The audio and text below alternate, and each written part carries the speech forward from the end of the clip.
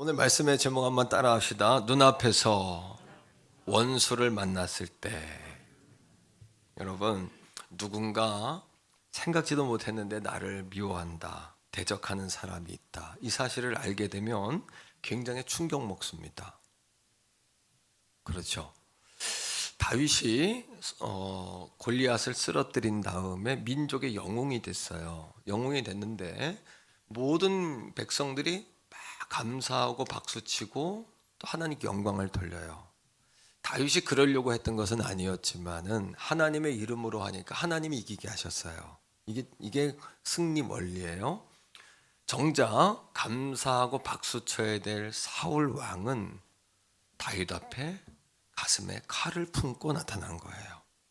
다윗이 충격 먹을 일이에요.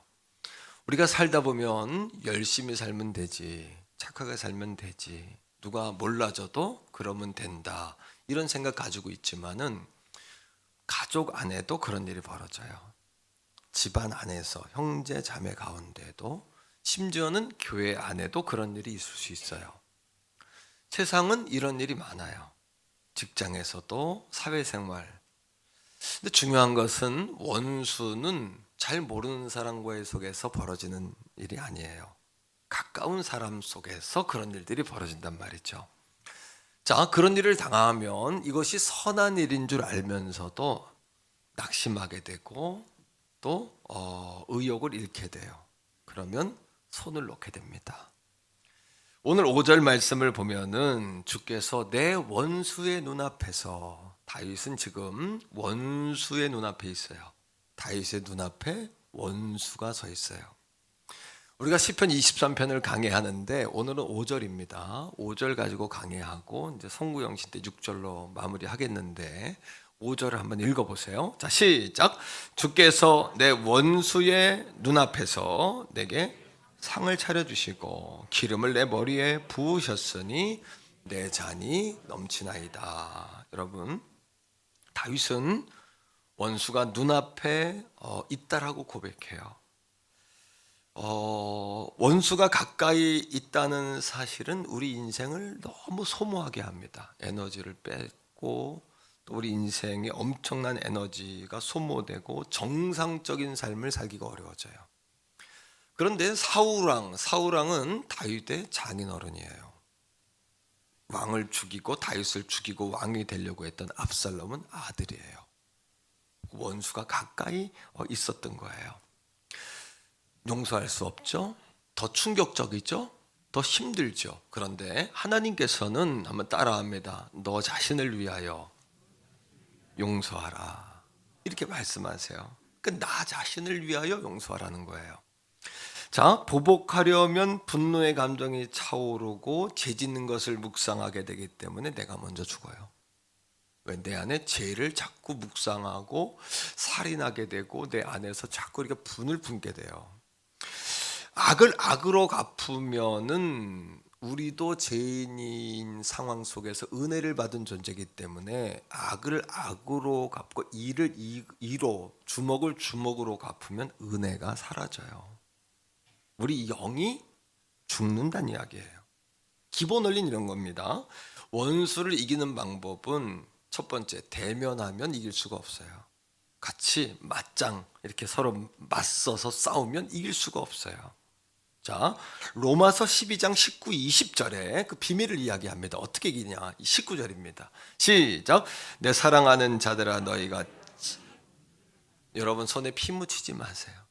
여러분 마음 더럽히지, 원수 때문에 더럽혀지면 더 손해요. 더 억울해요. 그죠? 그러지 않아도 나를 괴롭혀서 힘든데 그 사람이 내 삶에 영향을 준다? 이것은 참을 수 없는 일이에요. 자, 그 다음 읽읍시다. 자, 시작. 하나님 다 아세요. 맡기라. 기록되었으되 원수가 없는 것이 누구에게? 내게 있으니 내가 갚으리라고 주께서 뭐한다? 말씀하시니라. 아멘이십니까? 뿐만 아닙니다. 심판은 하나님이 하시는 거고요. 우리의 손에 피를 묻히면 안 돼요. 자, 20절입니다. 20절 같이 읽습니다. 내 원수가 줄이거든 먹이세요. 목마르거든 마시게 하라. 그리함으로 내가 숯불을 그 머리 위에 쌓아놓으라. 더 선으로. 여러분 억울하거든 더 잘 대접하세요.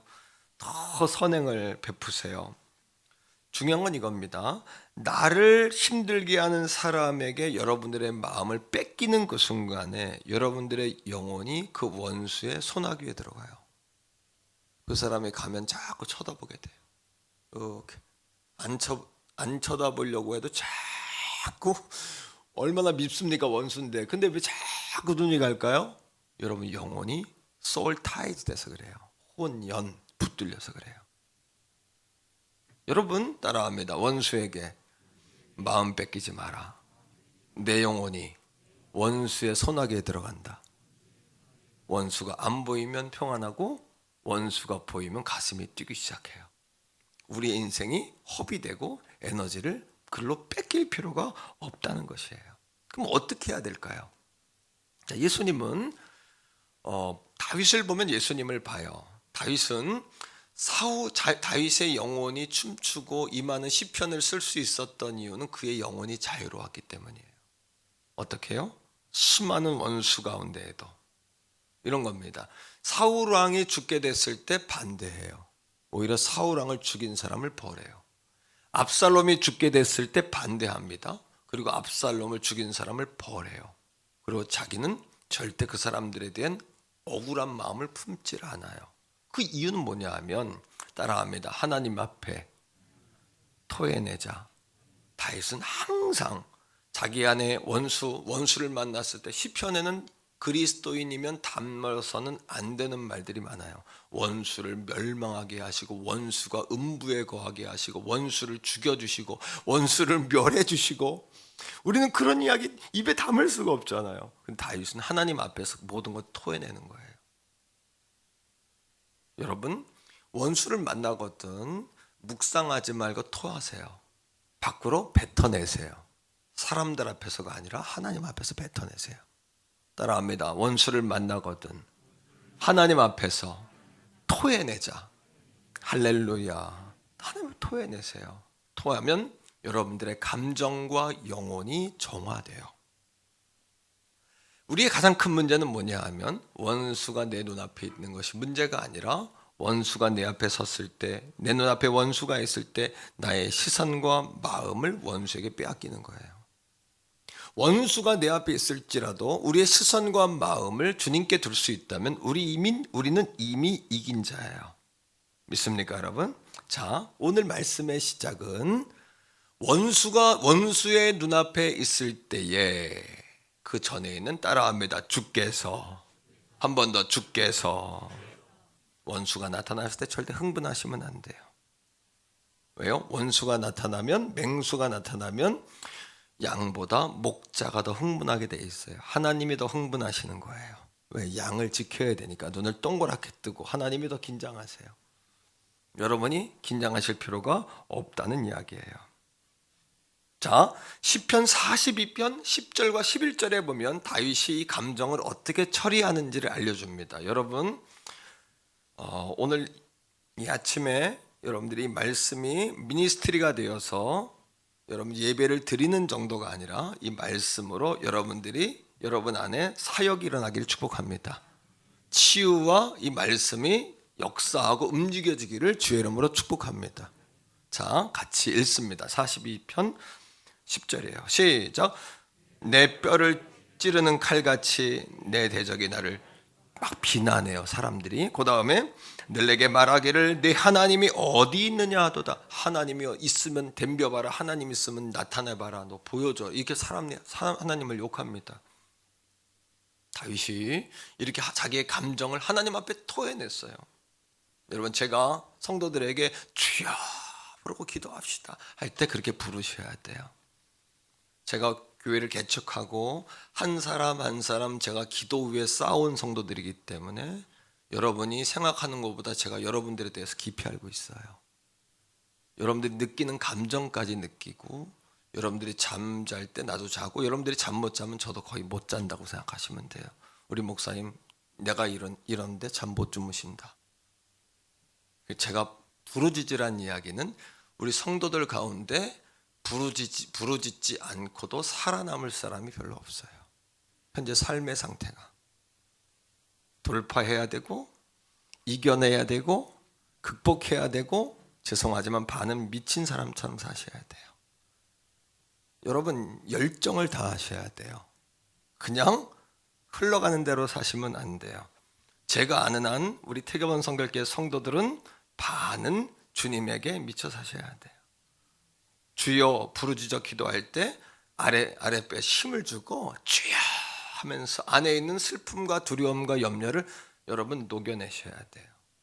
지금 사는 세상이 그렇고 우리 사랑하는 양들의 삶의 반경이 거의 그래요. 여러분만 그런 것이 아니라 이 시대를 사는 사람들이 대부분 그래요. 그렇게 주 앞에 부르짖지 않고는 제정신으로 살아갈 수 없는 시대를 살고 있기 때문이에요. 자, 11절에 다윗이 하나님께 토로한 다음에 감정이 정화됐어요. 그러니까 이렇게 기도합니다. 시작. 내 영혼아, 내가 어찌하여 낙심하며 어찌하여 내 속에서 불안해하는가. 너는 하나님께, 자기를 향해 그렇게 말해요. 하나님께 소망을 들어 정신 차려라. 정신 뺏기지, 마음 뺏기지 마라, 이 얘기입니다. 그 다음 시작. 나는 그가 나타나 도우심으로 말미암아 내 하나님을 여전히 찬송하리로다. 결단 따라합니다. 토해내자, 정화시키자, 바라보자. 할렐루야. 우리의 문제는, 문제 없는 사람은 없죠. 주님을 향한 시선을 빼앗겨서는 안 된다는 거예요. 이걸 지켜내셔야 되는 거예요. 자, 주께서 원수의 눈앞에서 우리에게 상을 차려주십니다. 이 상은 상급이 아니고 우리가 받는 상이 아니라 식탁이에요. 밥상이에요. 하나님이 원수 앞에서 반전입니다. 왜 밥상을 차려주실까요? 자, 이것과 똑같습니다. 제자들이 예수님을 떠납니다. 예수님 부활하셨지만, 눈으로 봤지만 나는 고기 잡으러 간다. 그러니까 베드로 따라서 제자들이 우르르 갈릴리 바다로 다 떠났습니다.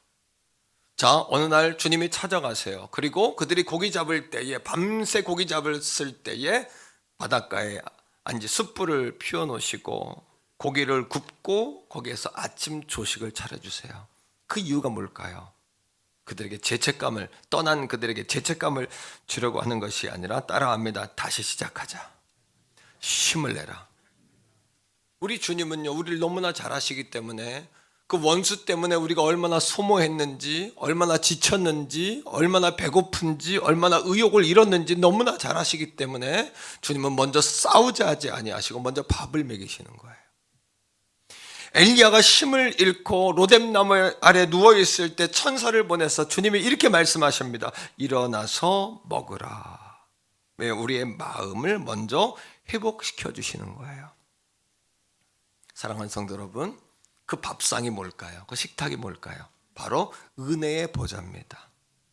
오늘 이 아침에 원수 앞에서 우리에게 식탁을 차려주신다, 상을 차려주신다라는 것은 예배의 자리로 여러분을 초대하는 거예요. 예배의 상으로 부르는 거예요. 은혜의 보좌 앞으로 여러분들을 불러내시는 거예요. 은혜 앞에 불러내서 여러분 생명의 떡을 먹이십니다. 그 생명의 떡이 뭡니까? 바로 예수 그리스도 생명의 떡을 우리에게 주시는 거예요. 하나님의 양식인 주님의 말씀을 우리에게 주시는 줄로 믿습니다. 충분히 먹을 수 있고 누구나 먹을 수 있고 마음껏 먹을 수 있는 그런 신령한 떡을 오늘 이 아침에 우리에게 주시는 줄로 믿습니다. 여러분 따라합시다. 여러분, 식탁은 은혜의 예배이고 말씀은 떡이다 뿐만 아닙니다. 원수 앞에서 밥상을 차려주시는 이유는 원수, 야 너 봐라, 약올르도록 주님 그렇게 얍삽하게 우리에게 은혜를 주시는 분이 아니고요, 사랑하는 성도들을 세우시고 다시 힘을 주셔서 일으켜내시는 거예요. 그리고 우리의 머리에 기름을 부으세요. 기름을 붓는다는 것은 상처를 치료한다는 뜻입니다. 맹수 앞에서 벌벌 떨어서 상처 핥혀지고 가시나무에 긁힌 그 상처를 기름을 부어서 소독하고 치료하시는 거예요. 자, 다시 한번 5절의 말씀을 다시 한번 봅니다. 시작. 주께서 내 원수의 목전에서 내게 뭐를? 밥상을 차려주세요. 힘을 내라고, 먹고 힘내라고, 회복하라고. 그 다음에 머리에 기름을 부으세요. 기름 부음의 목적은 첫째는 치유의 목적이에요. 야고보 5장 14절 말씀에 병든 자는 교회의 장로를 청하여 기름을 바르며 기도하라 하셨어요. 기름을 붓는다는 것은 치료한다는 거예요. 오늘 이 예배의 목적 가운데 하나가 우리 양대를 치료하는 데 있어요. 배부르게 먹고 힘내게 하는 데 있어요. 여러분을 위로하고 사임 주는 데 있어요. 믿습니까, 여러분? 두 번째로 기름 부음의 목적은요, 따라합니다. 부르심의 의식이다. 구약 성경에 보면 기름 부음은 아무에게나 할 수 없어요. 왕과 제사장과 선지자에게만 기름을 붓습니다. 기름이 부어지면 내가 원한다고 기름을 붓는 것이 아니라 하나님이 택한 사람에게 기름을 붓습니다. 기름을 붓는 순간에 그 인생엔 터닝 포인트가 일어나요. 어떻게? 무명에서 유명한 자로 역사의 뒤안길에서 역사의 무대로 그가 서게 되는 것이에요. 다윗도 마찬가지입니다. 일개 목동이었던 그에게 기름이 부어지는 순간에 역사가 그를 주목하기 시작하는 거예요. 우리 가운데도 기름 부음 받은 분들이 있습니다. 직책을 맡은 분들이 있습니다. 하고 싶다고 하는 것이 아니라 하나님이 임명하신 것으로 깨닫게 되기를 축복합니다. 자, 다윗이 사울이 원수였지만 죽이지 못했어요. 왜 죽이지 않았죠? 하나님이 기름 부음 받은 자였기 때문이에요. 하나님이 기름 부은 자였기 때문에 다윗은 절대 손대지 않습니다. 기름 부음의 엄중함을 다윗이 알았기 때문이죠. 하나님은 오늘도 하나님의 은혜를 소중하게 여기는 그에게 하나님의 은혜를 부으십니다. 하나님의 질서를 소중하게 여기는 자에게 하나님의 질서의 무대 가운데 그를 세우십니다. 하나님의 말씀의 엄중함을 아는 자에게 하나님의 말씀의 놀라운 축복의 열매를 맺게 하시는 줄로 믿습니다, 여러분. 그런데 신약 성경에 와보면 성령이 임할 때 성령을 받은 모든 사람들은 구약 성경의 기름 부음과 같은 놀라운 특권을 얻게 돼요. 자, 베드로전서 2장 9절입니다. 다 같이 했습니다. 시작. 그러나 너희는 택한 족속이요 왕 같은 제사장들이요. 따라합니다. 왕 같은 제사장. 하나님이 오늘 이 아침에도 우리를 성령을 주셔서 성령의 기름을 부어서 성령의 기름 붓는다는 것은 성령이 임하는 것을 기름 붓는 것처럼 형성한 거예요. 기름을 붓는 것처럼 콸콸콸콸 성령이 임한다라는 것을 형성화해서 기름 부음이라고 임하는 거예요. 기름 부음이라는 용어가 따로 있는 게 아닙니다. 성령이 임하면 우리를 왕 같은 제사장 되게 하시는 줄로 믿습니다. 오늘 이 밤에 이 아침에도 그런 놀라운 역사가 우리 성도들에게 임하기를 주의 이름으로 축복합니다. 옆에 있는 성도들에게 말해줍시다. 왕 같은 제사장이셨군요. 깜짝 놀라면서 시작. 왕 같은 제사장이셨군요. 뿐만 아닙니다. 거룩한 나라 시작. 거룩한 나라요 그의 소유가 된 백성이니 이는 너희를 어두운 데서 불러내어 그의 기이한 빛에 들어가게 하신 이의 아름다운 덕을 선포하게 하려 하심이라. 할렐루야. 원수 앞에 있을 때 주께서 우리에게 밥상을 차려주셔 힘을 내게 하시고 우리의 머리에 기름을 부어서 우리를 치료하시며 우리를 하나님이 붙잡아 주시고 뿐만 아닙니다. 기름 부음은 따라합시다. 능력이 부어지는 사건이다. 예수님께서 세례받고 올라오실 때 성령이 뭐처럼 임했어요? 비둘기처럼 성령이 임했어요. 성령이 기름 부으셨어요. 자, 사도행전 10장 38절인데 같이 읽습니다. 시작. 하나님이 나사렛 예수에서 성령과 능력을 모아듯 하셨어요. 기름 붓듯 콸콸콸콸 기름 붓듯 부으셨어요. 부으니까 그 다음에 그가 돌아다니시며 선한 일을 행하시고 마귀에게 들린 모든 사람을 고치셨으니 이는 하나님이 함께 하셨습니다. 정리하면 이렇습니다. 따라합니다. 기름 부음은 치유의 목적이 있고 부르심의 목적이 있고 능력이 부어지는 사건이고 예수님도 성령의 기름 부음 받아 일했어요. 예배도 찬양도 전도도 봉사도 어떤 사역도 성령의 기름 부으심이 없다면 불가능해요. 오늘 성령께서 우리에게 기름 부어 주셔야 돼. 성령이 임하셔야 돼요. 교회의 직분자도 성령의 기름 부으심이 없다면 따라합니다. 지치게 되고 재주만 남는다. 본질은 사라지고 디자인만 화려한 거예요. 포장은 화려한데 뜯어보니 사탕 2개 있는 거예요. 요즘에 보니까 다 그래, 그죠? 포장은 화려한데 뜯어보니 별거 없어요. 여러분, 기관장도 목회자도 목회자인 저도 다윗이 가장 두려워했던 것이 있습니다. 자기가 존경했던 따라다녔던 스승이었던 사울 왕을 보니까 주의 성령이 떠나니까 어떻게 됐어요? 귀신이 임했어요.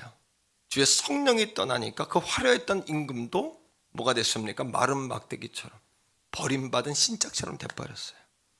다윗이 가장 무서워했던 것, 죄를 범한 후에 가장 무서워했던 게 뭐냐 하면 주님의 성령이 떠나는 거예요. 여러분들이 담임 목회자가 가장 두려워하는 게 뭐냐? 말씀을 전할 때, 예배할 때 주님의 성령이 거두어지는 것이에요. 주의 성령이 떠나는, 그걸 견딜 수가 없어요. 왜? 성령이 떠나면 성령이 없는 예배, 성령이 없는 말씀, 성령이 없는 사역, 제일 무서운 건 뭐냐면 성령의 역사가 없는 열심이에요. 성령의 역사가 없는 여러분 헌신이에요. 그럼 항상 문제가 일어나게 돼 있어요. 오늘 아침에 따라합니다. 성령의 기름 부으심을 간구하자. 무기력에 빠졌던 제자들에게 성령이 임하자 천지가 흔들렸습니다. 성령이 임하자 권능이 임했습니다. 성령의 기름 부으심을 갈망할 때, 하나님의 영광을 위해 살겠다는 분명한 목적을 가지고 간구할 때 성령께서 머리부터 발끝까지 오늘도 성령으로 우리와 함께 하시는 줄로 믿습니다. 한번 다 같이 따라합시다. 성령님 환영합니다. 초청합니다. 머리부터 발끝까지 영과 혼과 육에 충만하시옵소서. 충만하시옵소서. 우리가 원수의 눈앞에 있을 때, 원수의 눈앞에 있을 때, 우리 눈앞에 원수가 있을 때 목자 대신 하나님은 우리를 불러서 힘내라고, 다시 시작하자고, 그리고 머리에 기름을 부으시고 치료하시고 힘을 주십니다. 그리고 마침내는 우리의 인생에 잔이 넘치게 하세요. 따라합니다. 내 잔이 넘치나이다.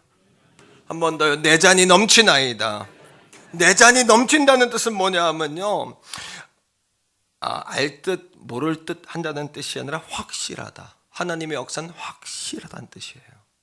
어떤 뜻이냐? 나도 알고, 따라합니다. 나도 느끼고 옆에 사람도 느끼고 말하지 않아도 소문이 난다.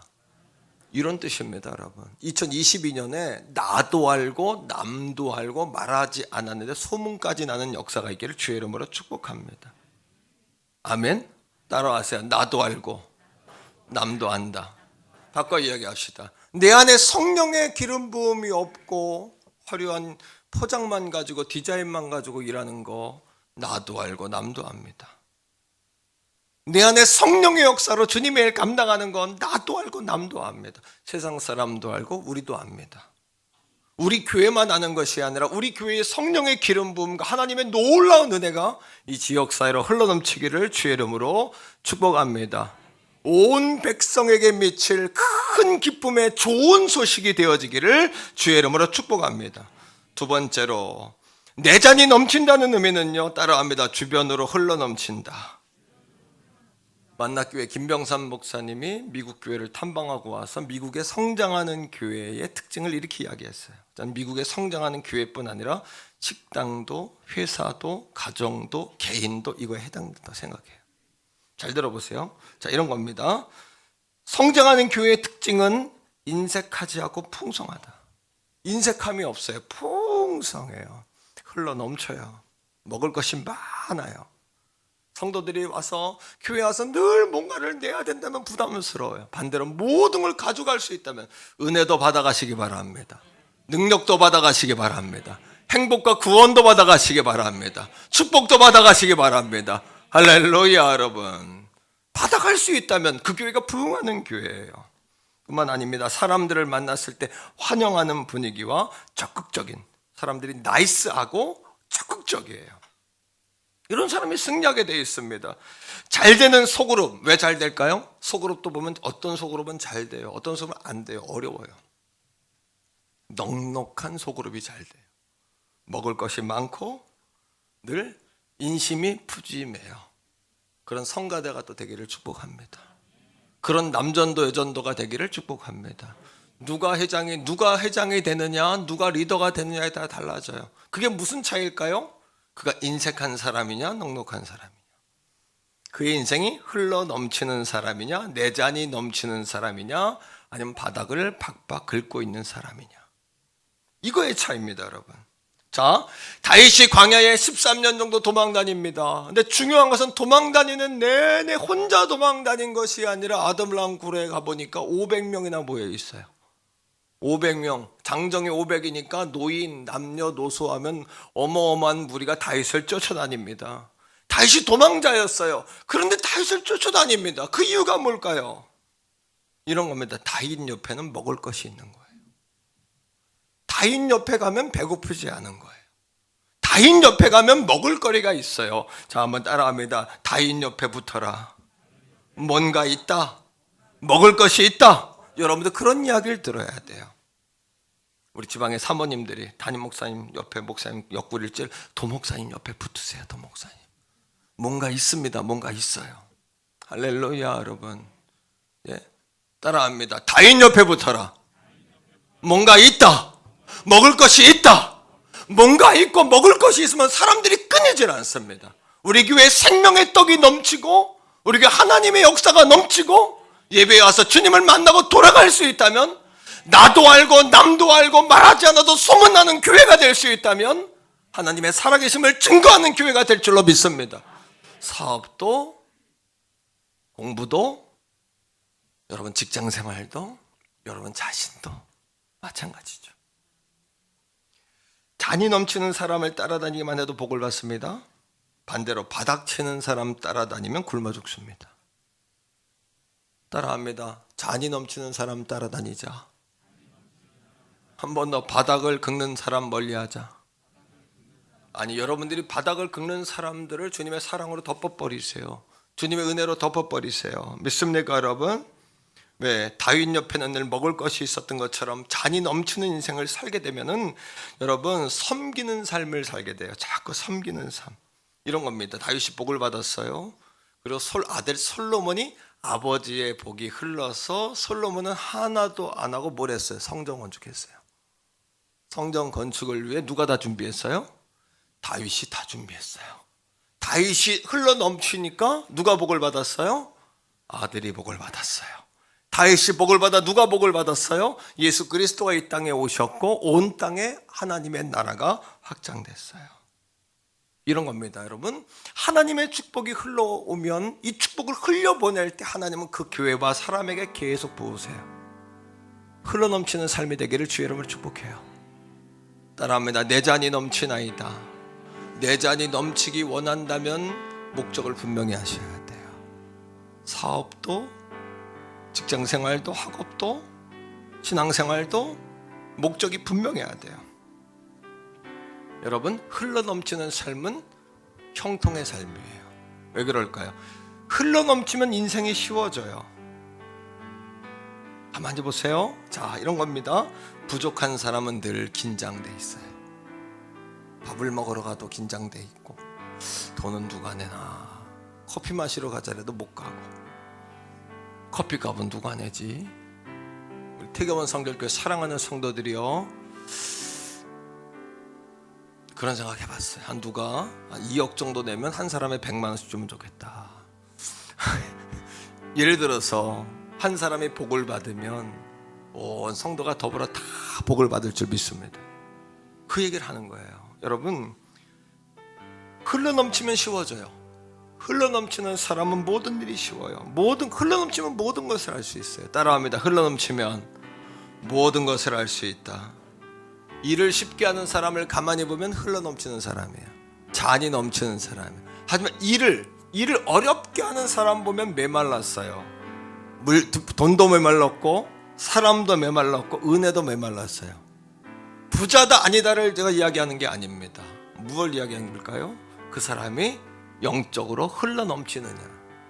실제로 가난한 사람인데도 그 사람이 주님의 일을 맡으면 넘쳐요. 막 먹을 게 넘쳐요. 할렐루야. 막 오늘 떡 1kg, 다음 주에 떡 어마어마해요. 하나님께 주신 축복이 어마어마해요. 막 그냥 흘러넘치는 거예요. 흘러넘치는 거예요. 따라합시다. 흘러넘치면 모든 것이 쉬워진다. 믿습니까 여러분? 바닥을 팍팍 끊는 인생이 아니라 흘러넘치는 인생 되기를 주의 이름으로 축복합니다. 우리가 원수의 눈앞에 있었지만 하나님은 우리를 원수 앞에 세웠다고라도 볼 수 있어요. 하나님이 세우신 거예요.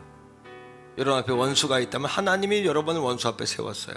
그리고 여러분으로 하여금 하나님 앞에 토하고 정화되고 하나님을 바라보는 기회로 바꿔가시는 거예요. 여러분들에게 기름을 부어주셔서 여러분들의 잔을 넘치게 하는 놀라운 인생으로 하나님이 만들어 가시는 줄로 믿습니다. 여러분, 하나님의 뜻은요, 나를 통해 모두가 복받는 거예요. 2022년 자신 있으십니까? 성령의 기름 부음이 있는 사람이라면 자신 있을 수밖에 없어요. 태교원 성결교인들이여, 눈을 크게 뜹시다. 주먹을 불끈 쥡시다. 그리고 주님, 내 인생을 흘러넘치게 하여 주옵소서.